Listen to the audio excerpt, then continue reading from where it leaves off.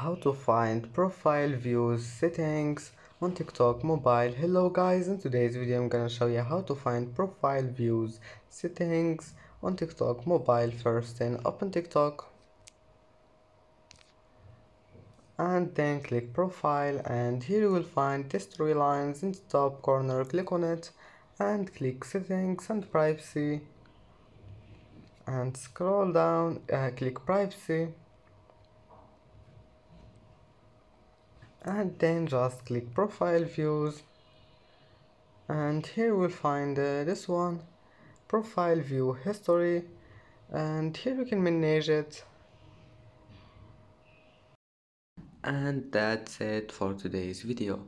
If you like this video, don't forget like and subscribe, and thank you for watching this video until the end, and see you in the next video.